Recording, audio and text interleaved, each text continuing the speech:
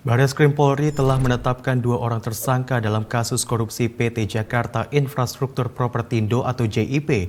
Direktur Tindak Pidana Korupsi Barreskrim Polri Brigjen Polisi Joko Purwanto mengatakan kasus tersebut telah menyebabkan kerugian negara sebesar 315 miliar rupiah.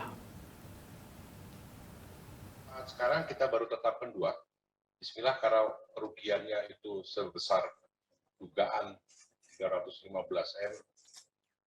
Badan Reserse Kriminal Polri telah menetapkan 2 orang tersangka dalam kasus tindak pidana korupsi proyek pembangunan infrastruktur menara telekomunikasi dan gigabit Passive Optical Network oleh PT Jakarta Infrastruktur Propertindo atau JIP, anak usaha BUMD PT Jakarta Propertindo pada tahun 2017 hingga 2018, yakni Direktur Utama PT JIP periode 2015 hingga 2018 Aryo Pramadi dan mantan Vice President Finance PT Jakarta Infrastruktur Propertindo Kristaman Destanto. Keduanya, seperti diungkapkan Direktur Tindak Pidana Korupsi Barreskrim Polri, Brigadir Jenderal Polisi Joko Purwanto, dalam konferensi pers daring pada 8 Desember, telah ditahan sejak 7 Desember malam, untuk selanjutnya menjalani pemeriksaan selama 120 hari. Setelah dalam penyelidikan, ditemukan lebih dari 1.700 proyek pembangunan menara yang telah disepakati bersama 4 pihak swasta, namun tidak dilakukan sesuai peruntukannya. Bahkan sebagian besar tidak dibangun sama sekali. Polisi telah menyita barang bukti berupa uang sejumlah Rp1.711.677.441 yang masuk ke rekening saksi berinisial YK selaku mantan Dirut PT Jakarta Infrastruktur Propertindo pada bulan Juli dan Agustus 2017.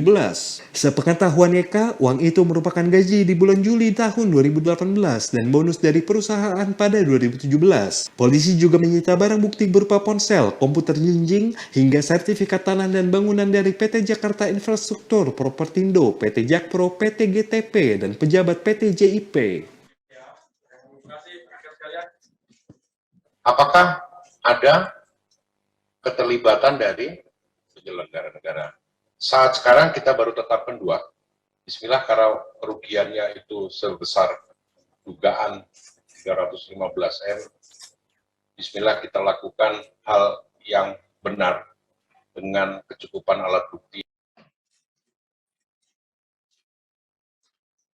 Para tersangka dijerat dengan pasal 2 ayat 1 dan atau pasal 3 Undang-Undang Nomor 31 Tahun 1999 tentang pemberantasan tindak pidana korupsi, sebagaimana diubah dengan Undang-Undang Nomor 20 Tahun 2001 tentang perubahan atas Undang-Undang Nomor 31 Tahun 1999 tentang pemberantasan tindak pidana korupsi.